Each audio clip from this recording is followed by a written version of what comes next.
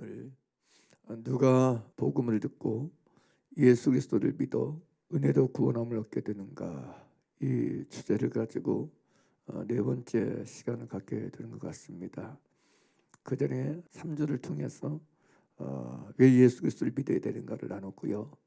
그리고 이제는 누가 예수 그리스도를 믿어 은혜로 구원을 얻는가, 이 부분을 나누고 있습니다. 성경은 구원도 은혜라고 분명히 말씀해 주고 있습니다. 에베소서 2장에서 분명히 너희가 그 은혜로 말미암아 은혜를 인하여 구원을 얻은 것이다. 믿습니까? 너희에게서 난 것이 아니다. 하나님의 선물이다. 구원이 은혜라면 하나님은 은혜를 누구에게 주십니까? 겸손한 자에게 은혜를 주십니다. 믿습니까? 그러므로 구원의 은혜 역시 겸손한 자들에게 베푸시는 은혜라는 사실입니다. 그래서 겸손하지 않으면 구원의 은혜를 얻을 수가 없고 받을 수가 없다는 걸 성경은 밝히 말씀해 주고 있습니다. 왜냐하면 하나님은 겸손한 자에게 은혜를 주시는 분이기 때문에 그렇습니다. 그러면서 제가 두 번째 주제로 나눴던 것이 왜 많은 사람들이 예수께로 오지 않는가. 복음을 들으면서도 불구하고, 복음을 듣고 들음에도 불구하고 왜 교회 밖에 서든지 교회 안에 서든지, 교회 안에 불신자와 교회 밖에 불신자가 동일하게 예수께로 나오지 않는가. 왜 예수께로 와 예수님을 영접하고 예수님을 믿고 예수님과 함께 살지 아니하는 것인가. 무엇이 그들로 하여금 교회 밖에서의 불신자로 존재하고 나아가 교회 안에서도 여전히 불신자로 살게 하는가. 예배는 나오지만, 교회는 나오지만 예수 없는 상태에서 살게 하는가. 원인이 뭔가? 본질의 원인이 교만 때문이라는 말씀을 드렸습니다. 자, 그러면서 지난 주일에는 그래서 하나님은 우리를 겸손의 길로 인도하신다. 하나님이 우리를 인도하시고 이끄시고 안내하신 길은 겸손의 길이다. 낮아지는 길이다. 이걸 말씀을 드렸습니다. 할렐루야. 그걸 알고 계세요? 하나님이 나를 매일매일 겸손의 길로 인도하신 걸 알고 계세요? 마귀는 우리를 교만의 길로 인도하지만 하나님은 우리를 겸손의 길로 인도하세요. 낮아짐의 길로 인도하세요. 내 마음이 낮아지는 길로, 내 마음이 무너지는 길로, 겸손해지는 길로 인도하신다는 사실이에요. 그래서 우리는 오늘 지금 여기서 겸손을 배우고 겸손을 습득하고 겸손을 익히는 모든 시간과 날들에서 살아야 돼요. 오늘 여기서, 지금 여기서 겸손을 배워야 돼. 겸손을 익혀야 돼. 겸손함을 습득해야 돼. 마음이 겸손해지는 것을 습득하고 살아야 돼. 낮아지는 것을 습득하고 살아야 돼. 학습하고 살아야 돼. 연습하고 살아야 돼. 배우며 살아야 된다는 말씀이에요. 하나님 앞에서 여러분, 오늘 여기서, 지금 여기서 나에 당한 일 속에서, 나에 당한 환경과 상황 속에서 뭘 배우고 있나요? 뭘 습득하나요? 뭘 습득하세요? 누군가 나를 인정해 주지 않고, 누군가 나를 무시하고, 누군가 나를 멸시하는 그 상황에서, 그 일 속에서 여러분 뭘 습득하나요? 함께 다투고 싸우고 정죄하고 비판하는 걸 배우고 습득하나요? 마음으로는 하고 싶지만 육체가 약해서 안 되는 그 모든 것 속에서 여러분 뭘 배우나요? 안 돼. 나도 많이 해봤어. 해보니까 안 되더라고. 이런 걸 배웁니까? 아니면 내 마음이 낮아졌어, 무너졌어, 나를 놔버리고 주님 앞에 무릎 꿇고 엎드리는 겸손을 배우나요? 실수든 실패든 안 되는 것이든 연약함이든 나약함이든 못하는 것이든 그 모든 것들을 통해서 나는 오늘 지금 여기서 무엇을 배우고 있는가?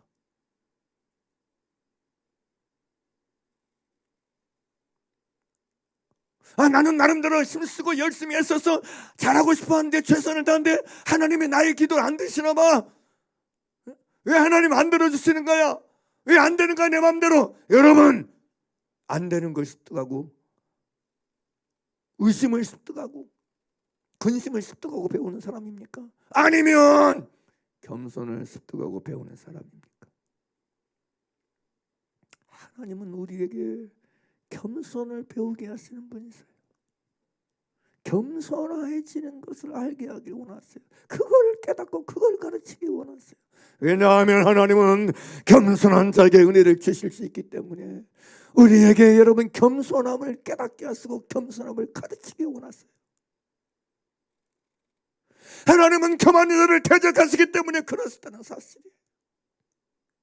오늘 여러분 본문으로 여러분 제가 선택한 고린도후서 6장 2절에 뭐라고 그래요? 이르시되 내가 은혜 베풀 때 너에게 듣고 구원의 날에 너를 도왔다 하였으니 보라 지금은 은혜 받을 만한 때요 보라 지금은 구원의 날이라고 밝히 말씀하셨어요. 그런데 왜 오늘 우리는 지금 은혜 받을 만한 때에 은혜 받지 못하고 삽니까? 왜 지금 구원의 날에 구원받지 못하고 삽니까?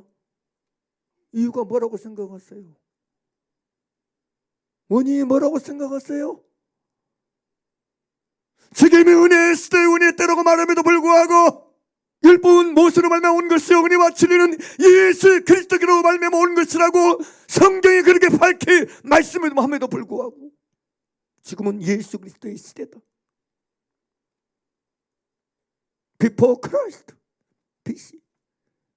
예수님 오신 이후의 시대, 은혜의 시대임에도 불구하고 왜 오늘 지금 여기서 우리는 은혜를 얻지 못하고 살고 있느냐는 거예요. 원인이 뭐라고 생각하세요? 이유가 뭐라고 생각하세요? 교만입니다. 겸손을 배워야 되는데, 겸손을 습득하고 겸손을 익혀야 되는데 교만을 익히고 교만을 습득하니까 안 되는 거예요. 신앙생활하면서도 그래요. 그냥 나름대로 여러분 처음에 이 예배당 와서 교회 다닐 때는 들어와서는 막 낯설어 교회가 아무것도 모르겠어. 근데 이제 자기가 종교적으로 하나씩 두 개씩 이제 교회가 이런 곳이구나. 뭐 교회 이렇게 하면 되는 거네. 이렇게 그런 게 조금씩 습득되면 어떻게 되는지 아세요? 교만을 배우기 시작해. 교만이 익혀져. 교만이 습득돼. 나도 처음에는 다 그랬어. 기도는 어떻게 돼? 기도 그냥 이렇게 하면 돼. 하여튼 교만해가지고 남을 그냥 내리 깔고 봤다. 자기가 좀 뭔가 안다, 오래 믿었다, 오래 다녔다는 거지. 그래서 여러분 교만이 습득되고 교만이 켜져가지고 교만의 자리로 올라가는 거예요. 그리고 종교인 만드는 거예요. 그걸 마치 신앙이라고, 그걸 마치 믿음이라고 생각하고 있는 거예요. 오늘날 대다수의 많은 사람들이 그렇지 않나요? 내가 예전에 교회에서 그런 일이 있었어. 내가 설교 본문 가지고 3번이나 했더니 목사님, 장로가 그 얘기했어. 장로가 저에게 이 목사님은 설교를 재탕, 3탕, 4탕 한다고. 이게 무슨 겸손입니까? 그게 교만을 배우는 거야. 교만을 습득하고 교만을 켜서 그래. 그건 마귀의 길을 가는 거예요. 사단의 길을 가는 거예요. 더 순수해지고 더 순전해지고 더 낮아지고 겸손해져서 더 갈급해지고 더 줄이고 목마른 자가 돼야지 주 앞에서. 할렐루야. 진리의 독도 목마른 자, 말씀의 독도 목마른 자, 은혜의 독도 목마른 자가 되는 게 할렐루야. 그걸 익히고 그걸 습득하는 게 신앙생활이죠. 할렐루야. 뭐가 신앙생활이야? 이거 아니면 뭐가 믿음생활이냐고요. 그러니 여러분 교회는 오래 다니고 예배는 오래 많이 나왔어. 근데 은혜를 몰라. 은혜를 경험을 못해. 은혜를 맛보지 못해. 그러면서 또 대다수가 그래. 이건 우리 교회가 은혜롭지 못한 교회라서 그래. 이건 목사님의 은혜로운 설교를 해야지. 목사님 소리만 크지. 교회가 사랑이 없어서 그래. 그냥 자기는 아무 잘못이 없어. 나는 아무 잘못이 없어. 나는 아무 문제가 없어. 문제는 다 교회고 나 말고 남 환경 너 탓이야. 교만이 하늘을 찔러 속된 말. 그러니 여러분, 아무리 성경에 보라 지금은 은혜 받을 만때요, 보라 지금은 구원의 날이라고 아무리 말씀하고 있어도 은혜를 받을 수가 없는 거예요. 은혜 받지 못한 원인 이유가 그만에 있는 걸 깨닫지 못해. 그래서 여러분, 지금 오늘 여기서 겸손을 익히고 겸손을 습득하고 겸손을 배우는 게 그래서 중요해요. 그래서 중요해요. 진짜 중요해요. 그래서 이걸 배우지 아니하고 이걸 익히지 아니하고 이걸 습득하지 아니하면 소용이 없어요. 그건 패망의 길을 가는 거예요. 왜냐하면 교만은 패망의 앞잡이기 때문에, 넘어짐의 앞잡이기 때문에, 멸망의 선봉이기 때문에 그 길을 걷는 거예요. 그래서 우리는 여러분, 오늘 지금 여기서 겸손한 자의 걸음을 걸어야 돼. 하나님 앞에서 내가 낮아지는 자의 걸음을 걸어야 돼. 엎드리는 자의 걸음을 걸어야 돼. 그래서 광야는 겸손의 학교예요. 인생은 겸손의 학교예요. 삶은 겸손의 학교예요. 따라서 삶은 겸손의 학교다. 사는 것은 겸손을 배우는 학습장이다. 우리에게 일어난 모든 범사 하나에서까지 다 겸손을 배우기 위해서 있는 거예요. 겸손을 배우라고 있는 거예요. 근데 어째 청개구리 마냥 사는 곳에서 살면서 겸손은 안 배우고 교만만 배우고 교만의 길을 걸어. 인생의 학교는 겸손의 학교다 잊지 마세요. 다시 따라서 인생의 학교는 겸손의 학교다. 인생의 학교는 겸손의 학교다. 이걸 정말 아셔야 돼. 내 인생과 내 삶의 학교는 겸손의 학교다. 모든 그리스도인들은 겸손의 학교에 여러분 등록한 등록생이요, 입학한 입학생인 거예요. 죽을 때까지. 죽을 때까지. 그래요. 죽을 때까지 여러분 겸손의 학교에 입학한 입학생인 거예요. 겸손의 학교의 학생으로 살다 가는 거예요. 주 앞에. 예전에 저는 이런 주저를 몰랐어요.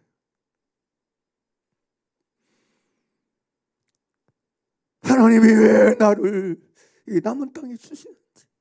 내가 신학생 때 그랬어요. 20살 때, 21~22살 때. 주님, 내가 다른 데는 다 가겠어요. 난 고향은 안 갈래요. 내 마음이 그래서 난 고향 땅 생각을 안 하고 있어. 30대에 제가 주 앞에 그랬어요. 그래서 주님, 도대체 나도 언제까지 여기 있으라는 겁니까? 난 있고 싶은 곳이 이곳이 아니에요. 근데 시간이 지나면서 많이 알게 돼. 나는 내가 내 인생의 날들 속에서 다른 것 배우기 원하지 않는다. 나는 너를 내 인생의 광야의 길을 걷게 하신 이유는 너에게 겸손을 가르치기 원한다.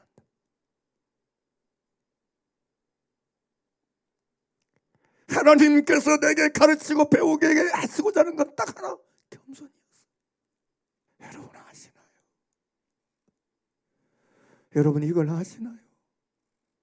하나님이 나를 겸손을 배우고 겸손을 익히기 위해서 나의 모든 삶에 머리들까지 세심하신 하나님께서 나를 이끄시고 섭리하시고 경륜하시고 역사하셔서 개입하시고 계시다는 사실을 말이에요. 근데 오만과 고집과 강박한 마음들이 이걸 안 배우는 거야. 습득을 안 하는 거야. 배우질 않는 거야. 신명기 8장 1절에 3절에서 하나님 말씀하잖아요. 모세를 통해서 내 하나님 여호와께서 이 40년 동안에 내게 광야 길을 걷게 하신 것을 기억하라. 이는 너를 낮추시며 이는 너를 낮추시며 이는 너를 이 광야의 길을 걷게 하신 이유가 딱 하나예요. 너를 낮추기 위해서 너를 걷게 하는 거다. 내가 너를 왜 광야의 길을, 광야의 인생을, 광야의 삶을 살게 하는 줄 아느냐. 인생의 날들인 모든 40년의 광야의 삶을 왜 살게 하느냐. 딱 하나, 겸손하라고. 겸손을 배우라고. 왜? 겸손해야 은혜를 주시니까. 그것이 그것이 여러분 구원의 은혜든 임마누엘의 은혜든 겸손해야 주실 수 있으니까. 겸손해야 하나님은 겸손한 자에게 은혜를 주시니까요. 사랑하는 여러분, 하나님 탓 좀 그만하고 사세요. 자기가 교만해서 하나님은 은혜를 못 주시는 건데, 하나님의 대적가 쓸 수밖에 없는 건데, 하나님께서 물리칠 수밖에 없는 건데, 자기는 자격이 있는데, 자기는 은혜 받을 만한 자격이 있고, 자기는 구원을 받을 만한 자격이 누구보다도 가득 찬데, 하나님은 날 제대로 못 알아보든지 나를 외면하고 있어 그렇다는 식으로 생각을 하고 그렇게 오해하고 곡해하고 사는 사람이 얼마나, 그래서 오히려 원망하고 불평해. 따져. 하나님 왜 나에게 은혜를 안 주세요? 하나님 왜 나에게 구원을 안 주세요? 내가 저 사람보다 나은 게 뭔데? 안 나은 게 뭔데? 내가 저 사람보다 못한 게 뭔데? 저 사람에게는 저런 걸 주고 나에게는 왜 안 줘요, 하나님?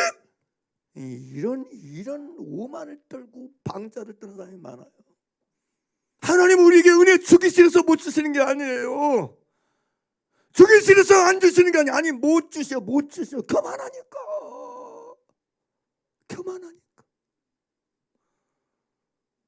내가 교만해서 은혜를 주실 수 없는데, 내가 교만해서 은혜 베풀 수 없는 것인데, 그건 모르고, 그건 깨닫지 못하고 은혜를 안 준다고 저 사람하고 나하고 비교해서 내가 저 사람보다 못한 게 뭐가 있는데, 하나님이 마치 사람을 몰라보는 분처럼 여기고, 사람을 알아보지 못하는 분으로 여기고, 사람 차별하는 분으로 여기면서 오해하고 곡해하고 오히려 여러분 불평하고 불만을 토하는 사람들이 얼마나 많은데, 이 광야의 학교에서, 인생의 학교에서 부디 겸손을 배우길 바랍니다. 여러분의 오늘이 헛되지 않도록, 여러분의 삶의 시간과 날들이 헛되지 않도록 하나님께서 이 삶의 날들과 시간과 자리에서 나에게 깨닫게 하시고 배우고 익히게 하시기 원하시는 겸손을 배우고 겸손을 익히고 겸손을 깨닫고 겸손을 습득하는 저와 여러분들에게 간절히 바랍니다. 제발 인생의 날들을 헛되게 하지 마세요. 전능하신 하나님께서, 살아계신 하나님께서 왜 우리를 이 광야의 인생길을 걷게 하시며 살게 하시는가?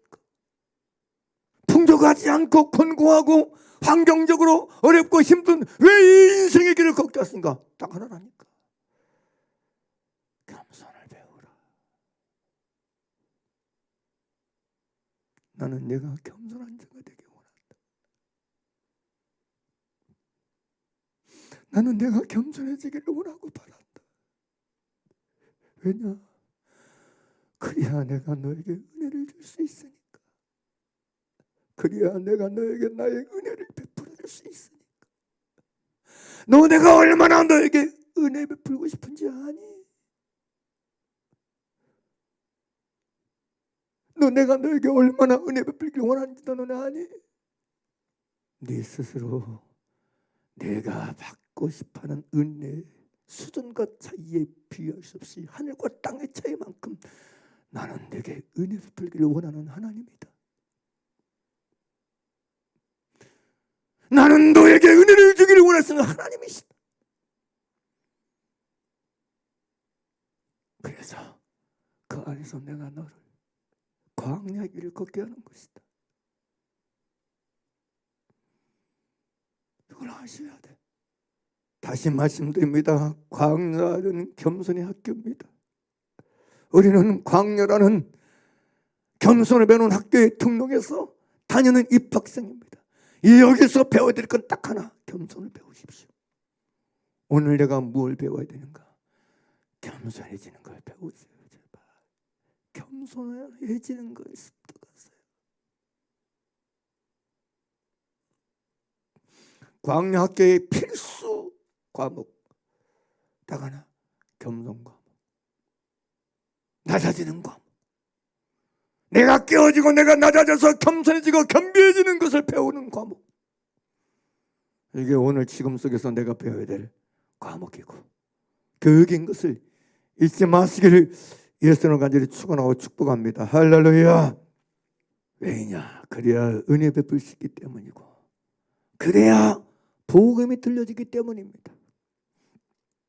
그래야 그에게 복음이 들려져요. 복음은 은혜의 복음인데 은혜의 복음이 누구에게 들려지겠어요? 생각해 보세요. 복음은 은혜의 복음이잖아요. 하나님의 바울이 복음을 뭐라고 말해요? 바울이 사도행전 21장에서 복음을 하나님의 은혜의 복음을 증거하려 마치려 하면 나의 생명을 조금 더 귀한 것을 여기지 않으라. 하나님 복음 무슨? 은혜의 복음이다. 은혜의 복음. 그러면 여러분, 복음 자체가 은혜의 복음인데 이 은혜의 복음이 내게 들려지는 뭐야 돼?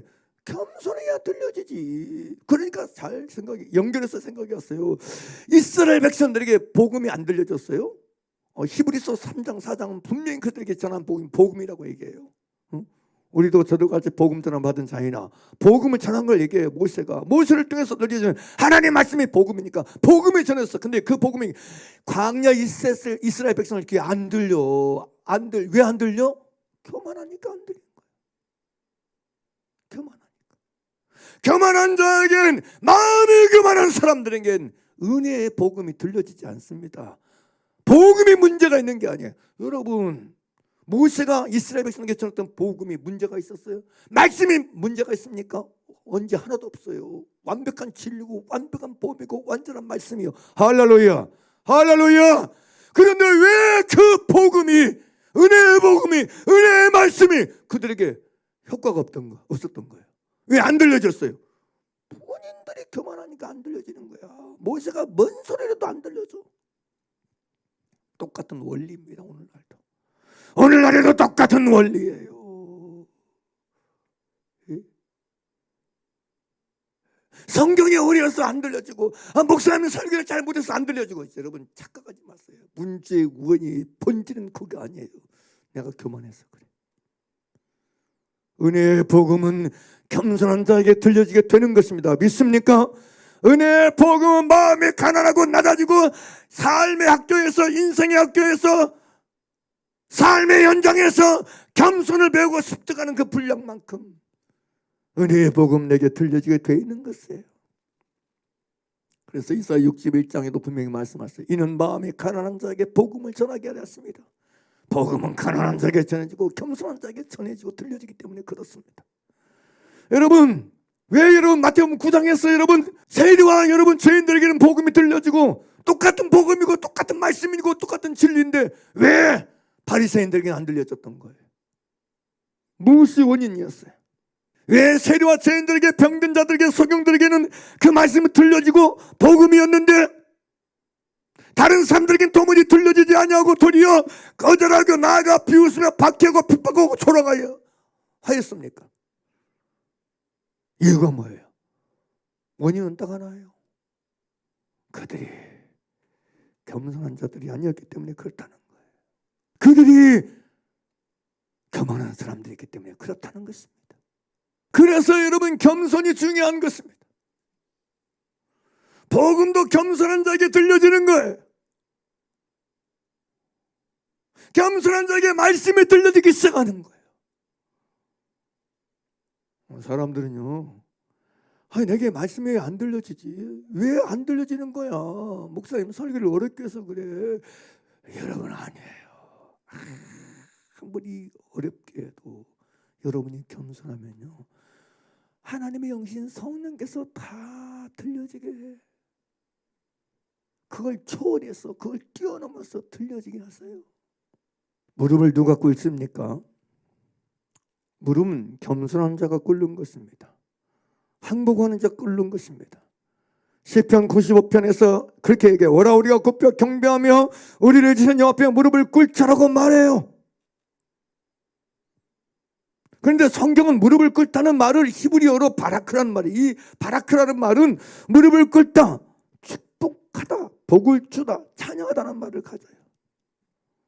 하나님께 엎드리고 겸손히 무릎 꿇는 것 자체가 복의 시작입니다. 복의 출발입니다. 교만한 자에겐 복이 하지 않습니다. 겸손한 자에게 하나님 복을 주시는 거예요. 겸손한 자에게 복이 오는 거예요. 여러분, 그러면서 그렇게 얘기해요. 95편 8절에서 너희는 무리바에서와 같이 또 광야의 마사에서 지냈던 딸과 같이 너희 마음을 완악하게 하지 말지어다. 그래. 이 마음을 완악하게 한다는 무슨 얘기일까요? 왜 워낙 우리가 굽혀 경배물을 지시냐 앞에 무릎을 꿇자 이 얘기하고 왜 갑자기 무리바를 얘기합니까? 광야의 무리바를 얘기해요. 왜 광야에 있었던 무리바에서의 사건을 얘기한 겁니까? 그리고 무리바에서는 마사에처럼 너희 마음을 완악하게 하지 말라, 강팍하게 하지 말라. 왜 그렇게 표현하고 있는 것입니까? 여기 무리바라는 말은 다툼의 장소라는 뜻이에요. 그리고 마사라는 말은 시험하라는 뜻이에요. 이것은 같은 장소예요. 그게 출애굽기 17장 1절에서 7절 말씀인데 그것은 인간이 하나님과 다투는 것이고 하나님을 시험하는 것을 말해요. 근데 여러분 그것이 뭔지 아세요? 왜 하나님을 시험하니까 다툽니까? 교만 때문에. 하나님 앞에 무릎을 꿇지 않으면 하나님과 다투는 사람이 되는 거예요. 하나님을 시험하는 사람이 되고 되는 거예요.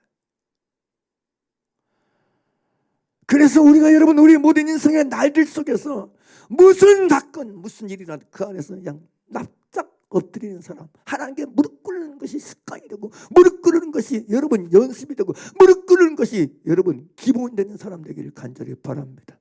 할렐루야, 할렐루야. 무릎을 안 꿇어. 왜 안 엎드려? 왜 안 겸손해서? 왜? 바로 그냥 엎드리면 돼요. 오래전에 고구마 전도한 김기동 집사였죠. 그때는 거의만 20년 전 얘기 같아요. 20년 넘은. 찔러보면 안다고. 생고구마는 찔러도 젓가락이 안 들어가. 근데 익은 고구마는 젓가락이 들어가는 거야. 복음을 딱 전해와가지고 그 사람이 이렇게 흡수하는 게 느껴지면 이게 익은 고구마야. 그럼 이제 그 사람에게 복음을 전하는 이런 것에 히트 쳐가지고 그냥 고구마 전도왕이라고 했는데 제가 얼마 전에 여러분 새롭게 하소서 그 간증 나온 거 보니까 그분이 목사님이 됐더라고요. 목사님 돼가지고 이제는 한국이 좁아가지고 미국 가 있더라고요. 미국에 가서 복음 전하고 있더라고요. 목사님 돼가지고. 근데 이제 그분이 이제 간증한 게 뭐냐면 그때도 이제 책으로도 나왔었는데 그분이 예수님께 돌아가게 된 이유가 뭐예요? 응? 자기 아내가 먼저 교회를 다녔잖아요. 아내가 먼저 교회를 다니고 자기는 이제 이렇게 안 다니고. 근데 여러분 아내가 주일날 이제 뭐 가족과 함께 주일날이면 맨 주일날이면 예배 가고 교회 가니까 가족과 함께 갈 시간이 안 나는 거야. 그러니까 이번 날 주일날 딱 날 잡아가지고 펜션 예약해가지고 하나님 한 번 정도는 주일날 봐준 거지. 그리고 이제 그냥 믿으려면 내 주먹 믿어라, 나를 믿어라. 가족이야 나를 따르라 가지고 가족을 태우고 운전하고 싹 가는데 가다가 사고가 팍 나잖아요. 그래서 딸과 아내가 특히 딸인가 많이 다치잖아요. 자기도 단지 자기는 모르고 그냥 멘붕 상태가 가지고 그건 처치하고 그러면서 하나님이 계시면 내 딸을 살려주세요. 하나님이 계시다면 내 딸을 살려주세요. 당한 일로 인해서 마음이 무너져서 하나님께 무릎 꿇는 거예요. 그러면 바르게 가는 거예요. 그러면 받은 응답인 거예요.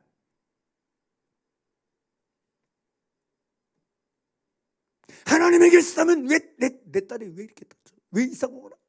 하나님 없다. 이렇게 여러분 교만하고 대적하는 길로 가지 않고 오히려 당한 일 때문에 하나님 앞에 마음이 무너져 내리고 깨어져서 하나님 앞에 무릎 꿇고 엎드리는 여기서부터 하나님의 일이 시작되는 거예요. 하나님의 은혜는 부어지기 시작하는 거예요. 할렐루야. 하나님의 은혜는 베풀어지기 시작하는 거예요. 믿습니까? 이게 원리라고. 원리. 그건 지금 목사님이 되는 거죠. 하나님은 우리가 싫어서 미워서 우리를 갖다가 여러분 대적하는 게 아니에요. 겸손해지라고. 그래서 겸손을 배우고 내 앞에 무릎 꿇고 엎드리고 마음에 낮아지게 되라고. 그러면 그때부터 하나님의 은혜가 우리에게 부어지게 될 줄 믿습니다. 할렐루야. 사랑하는 여러분, 그러면 내게 일어나고 내게 당하고 있는 이 당면한 모든 삶의 여러분 일들 속에서 삶의 상황 속에서 부디 나를 낮추시는 하나님께 순종하고 복종하는 저와 여러분 되길 바랍니다. 고개 들지 마세요. 고개 들지 마시고 고개를 숙이세요. 주 앞에. 주 앞에 엎드리세요. 무릎을 꿇으세요. 겸손해지도록 하세요. 하나님은요, 내 심령과 배부를 보십니다. 이제 그렇다면 과연 겸손한 자에게 하나님이 주시는 은혜가 어떤 은혜인가에 대해서 그냥 한 3가지 정도만 살펴보게 해요.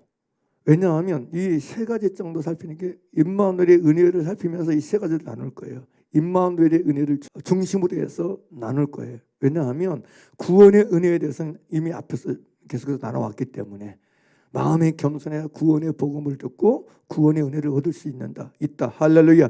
이런 흐름은, 이런 것은 계속해서 말해왔기 때문에 임마누엘의 은혜에 포커스를 맞췄어요. 물론 이것도 구원의 은혜 속에 다 포함되는 은혜지만, 함께 해석해도 뭐 별 문제 없는 얘기지만, 일단은 여러분 거기에 맞춰서 좀 더 나누려고 합니다. 하나님의 은혜의 정수는 임마누엘의 은혜, 우리와 함께 계심으로 우리를 무엇보다도 죄에서 구원하는 은혜예요. 첫 번째가 우리와 함께 계심으로 우리를 죄에서 구원하는 은혜라는 거예요. 믿습니까? 믿습니까? 오늘 두 번째 봤던 본문이 마태복음 여러분 1장 21절에서 23절에서 아들을 낳으리니 이름을 예수하라. 이는 그가 자기 백성을 저희 죄에서 구원할 자이심이라고 말씀하세요. 예수라라. 이는 그가 자기 백성을 저희에서 구원할 자이기 때문에 이름을 예수라 불러라. 그러면서 여러분 23절에서 또 다른 하나 이름을 말해요. 보라 처녀가 잉태 아들을 낳을 것이요 그의 이름은 임마누엘이라 하리라. 그래요. 그러면 임마누엘이라 하리라. 이는 하나님이 함께 계시다. 하나님이 함께 계시다는 말과 예수라 하라. 이는 저가 자기 백성을 죄에서 구원할 자. 이 이름과 두 이름과는 아주 밀접한 연관이 있어요. 아주 밀접한 연결이 되어 있어요. 무슨 얘기냐면 자기 백성을 저희에서 구원할 자였습니다. 예수라는 이름은 임마누엘의 이름이에요. 임마누엘 이꼴 예수. 예수 이름 이꼴 임마누엘. 왜 그러냐? 하나님이 함께 계심으로 그를 죄에서 구원하는 일이 나기 때문에 그래. 예수 그리스도 안에 하나님이 함께 계심으로 하나님이 함께 계시는 그 임마누엘의 은혜 속에서 뭐가 일어나요? 죄에서 구원받는 구원이 일어나기 때문에 그렇다는 거예요. 할렐루야. 할렐루야. 그래서 여러분 은혜, 우리가 예수를 믿고 나서 본처적으로 가장 본질적으로 만나야 될 은혜는 죄에서 구원하는 은혜야. 따라서 죄에서 구원하는 은혜. 죄에서 구원하는 은혜. 하나님이 나와 함께 계셔서 그리스도 예수 안에서 나를 죄에서 구원하시는구나. 믿습니까? 그러니까 예수님께서 내 안에 나타나 나를 죄에서 구원하시는 사실을 통해서 우리는 뭘 만나? 하나님의 임만 나와 함께 계시네. 나와 함께 계셔서 나를 죄에서 구원하시는구나. 이 구원의 은혜를 만나게 되고 맛보게 되는 거예요. 할렐루야. 그래서 제가 말하는 거예요, 여러분.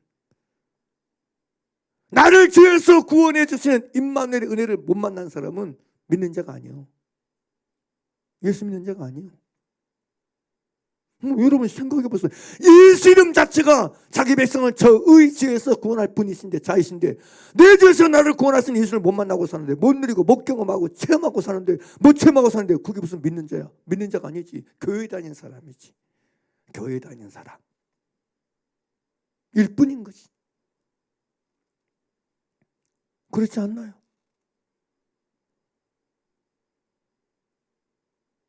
왜냐하면 예수 이름 자체가, 다시 말하지만 예수 이름 자체가 우리를 죄에서 구원하는 이름이요.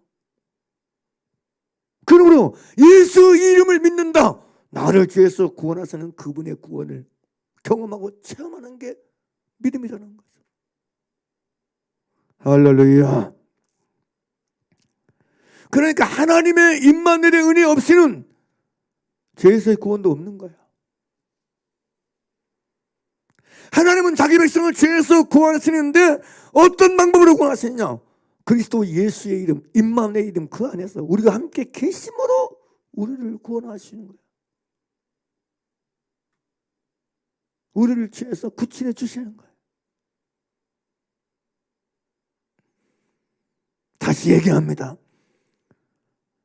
하나님께서 함께 계시는 사람, 임마누엘의 사람, 예수를 믿는 사람에게 있어서 가장 중요한 증거, 가장 중요한 확증, 그건 죄에서의 구원입니다.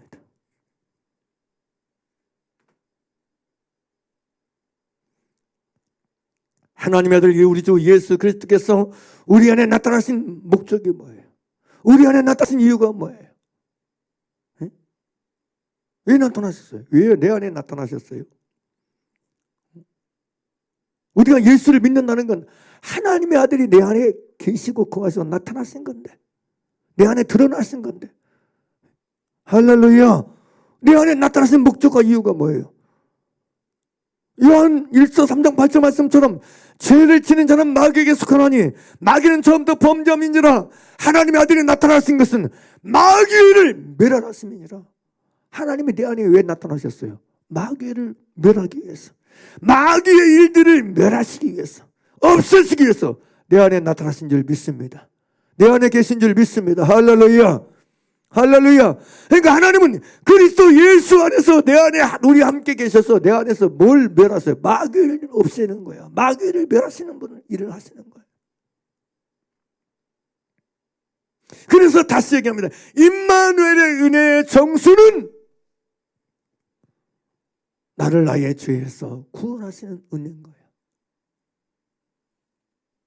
사랑하는 여러분, 하나님 나와 함께 계시는 임마누엘의 은혜를 뭘로 맛보고 사십니까? 어디서 맛보고 사십니까?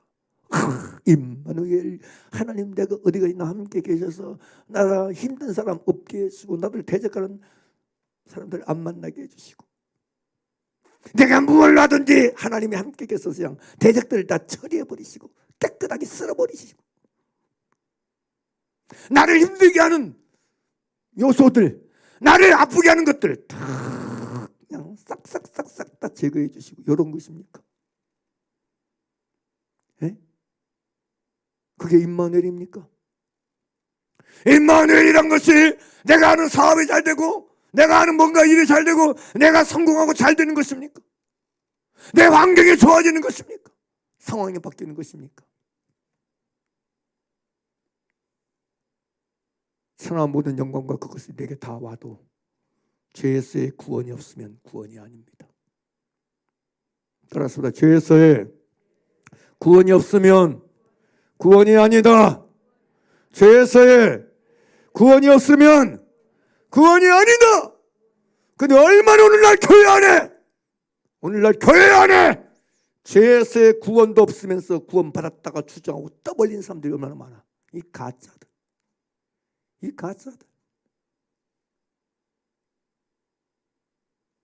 아니 죄에서의 구원도 받지 못한 사람들이 나 구원받았대. 나 구원받았네. 너 구원받았네. 우리 구원받았네. 이러고 살아. 이러고. 그게 무슨 구원이냐고. 말장난이지. 그냥 구원받고 싶어서 그런 노래를 부르는 거지. 천국은 가고 싶고, 예? 하늘나라는 가고 싶고, 지옥 가고 싶지 않고. 여러분 생각해 보세요. 아니 죄에서 사망인데 죄에서 구원 없는데 천국 간다? 이 말이 됩니까? 말이 되냐고요? 여러분 어때? 크게 대답해. 말이 됩니까? 안 됩니까? 말이 돼야 안 돼요? 아니 상식적으로 생각해. 죄에서의 구원이 없는데 어떻게 천국을 가? 어떻게 하늘나라를 가냐고요? 이게 말이 되냐고요? 이게 사기지, 사기. 거짓말이지 완전. 그래서 이름을 예수라는 이는 저가 자기 백성을 저희 죄에서 구원하지 않으니. 예수님이 구원자는 구원자. 나 외에는 구원자가 없느니라. 죄에서 구원하는 분은 예수님밖에 없어. 할렐루야. 그래서 내 안에 나타나신 거예요. 내 속에서 이 죄 짓는 마귀를 그냥 싸그리 없애버리기 위해서 나타나신 거예요. 할렐루야. 할렐루야. 그러니 임마누엘, 내 안에 예수 이름 속에서 하나님 함께 계신 사람에겐, 주님이 내 안에 사시는 사람에겐 나를 죄에서 구원하시는 구원의 은혜가 경험되고 누려지고 사는 것이, 어떤 자기 능력으로 죄에서 자기를 구하는 것처럼 떠벌리고 뻐기는 사람들이 세브로서 교회 안에. 에이 진짜 그런 것도 못해? 해봐. 나는 된디? 안 되면 금식이 그냥 완전히 정답이고 해답이라 생각이. 예수님이 답인데 율법적이고 종교적으로 매여가지고 쓸데없는 것이나 가르치고 말도 안 되는 것이나 가르치고 자기를 의지하고 자기를 신뢰한 길을 가르치고 죄에서의 구원은 받지 못하고 살면서 포장하는 거, 의식하는 거, 속이는 거, 그런 거나 교회가 가르쳐가지고 영혼들을 지옥으로 끌어가게 만들고, 이런 행태와 이런 착태들이 오늘 교회 안에 얼마나 많이 일어나고 있습니까? 제가 지금 여러분 잘못된 말을 한다고 생각하십니까? 사실이잖아요. 사실이고 현실이잖아요. 어떻게 목사가 죄에서 구원받아 구원받고 살지 못하고 살면서 구원받아 살지 못하면서 무슨 구원받았다고 주장하고 구원받았다고 가르쳐? 그게 복음이냐고요? 그게 복음이냐고요? 그게 어떻게 복음이냐고? 그게 어떻게 복음이냐고? 그게 어떻게 구원이냐고? 그게 어떻게 구원이고 그게 어떻게 구원받아 사는 거냐고?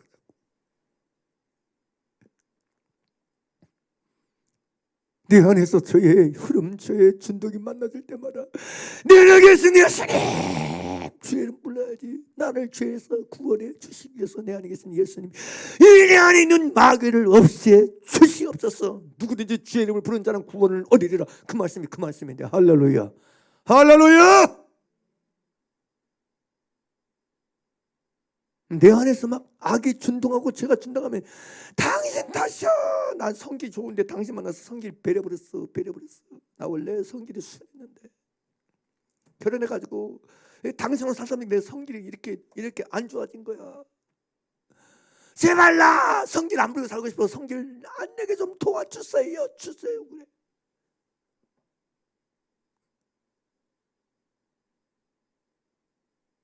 남 탓에, 환경 탓에, 상황 탓에, 문제 탓에. 그럴 때마다 나를 이 죄에서 나를 구원해 주기 위해서 내 안에 왕으로 임금으로 와 계신, 구원의 주님으로 와 계신 예수 이름 부르면 되는데 할렐루야, 할렐루야. 그러면 구원을 얻어 사는데 그게 겸손이에요. 그게 교만한 자는 예수 안 불러. 마음에 교만한 사람은 예수를 안 불러. 남 탓에. 나 직장생활 즐겁게 하고 싶은데 이놈의 직원들이 말을 안 들어. 내 기분 안 맞춰서 그만해가지고. 예수님 안 불러. 그럼 믿음이 아니에요. 예수. 첫째도 예수, 둘째도 예수님밖에 없어. 나를 죄에서 구원할 줄이, 임마누엘의 은혜 속에서 나를 죄에서 건져내고 나를 죄에서 구원받아 살게 하실리. 네 안에서 죄지는 마귀의 모든 일들을 싸그리 진멸할 수가 도말할 수가 없으실 분, 나의 주 예수 그리스도. 할렐루야, 할렐루야. 주님에는 없습니다. 이게 믿음의 정수예요. 제가 오늘 얘기를 하면서도 생전 이런 소리 참는 사람도 있겠다 싶은 생각이 들어. 교회 생활 수십 년 했음에도 불구하고 나도 역시 마찬가지. 여러분, 이 진리 진짜 중요한 진리입니다. 상식적인 주제인데도 불구하고 본질을 모르는 거예요, 사람들. 구원의 시작, 어쩌면 구원의 전부를 알 수 있는 건 죄에서의 구원입니다. 죄에서의 구원이 없으면 구원이 아닙니다. 구원 아니에요. 구원 아닙니다. 성경 보니까 목사님 병에서 구원받은 구원이라고 그랬는데요. 물론 병에서 놓였으니까, 병에서 치유됐으니까 구원이지. 그러나 지금 제가 말하는 진정한 차원의 구원, 영혼의 구원은 아니란 얘기예요. 천국 가는 구원은 아니라는 거예요. 질병에서의 구원일 뿐이지. 진정한 여러분, 하나님의 나라에 들어가 하나님 나라에 여러분 입성하는 구원이 되려면 죄에서의 구원받아 사는 사람이 돼야 돼. 할렐루야, 할렐루야. 내 죄에서 구원받아 살아야 돼. 내 안에 계신 예수 그리스도께서 주시는 구원, 내 안에서 마귀를 멸할 수가 없으시는 임마누엘의 은혜 안에서 풀어주고, 임마누엘의 은혜 안에서 역사되고, 임마누엘의 은혜 안에서 되어지는 주님이 주시는 구원을 맛보고 경험하고 누리며 살아야 된다는 말씀이에요. 우리 평생의 날들이 이 은혜 안에서 사는 날이 되기를 주의 이름으로 축원합니다. 이게 진짜가 되어야 죄 안 지는 나보고 나 안 붙잡아. 내가 이번 주 일주일 동안 죄 안 지고 죄 덜 졌네. 아이고 진짜 그것도 모르게 나는 이기고 살아. 하여튼 자기 자랑, 망고 자기 자랑. 죄에서의 구원은 오직 예수로 말미암습니다. 오직 예수로 말미암습니다. 죄에서의 구원은 하나의 셀까지 전부 다 몽땅 다 싸그리 다 온통 예수님에 의해서만 얻는 은혜입니다. 믿습니까? 믿습니까? 죄에서의 구원은 오로지 시작부터 끝까지 처음부터 나중까지 완벽하게 예수님으로만 가능합니다. 어디다 대고 자기 스스로 죄에서 구원받은 것 마냥 자기에 빠져가지고 스스로 속아가지고 자기 의로 자기 열심으로 구원받은 자처럼 행시하고 그렇게 살아. 어떻게 가짜란 얘기죠. 진짜가 아니란 얘기죠. 우리도 예수로 말미암아 오늘 또 나를 구원으로 살게 하시는 걸 진실로 주 앞에 엎드려 경배하며 찬양하여 감사하는 여러분 되시길 바랍니다. 요즘은 그래요. 제가요, 주님 감사해요. 예수님 감사해요. 나 같은 쥐덩어리, 나 같은 낙덩어리를 내 죄에서 구원받아 살도록 해주신 거 너무 감사해요.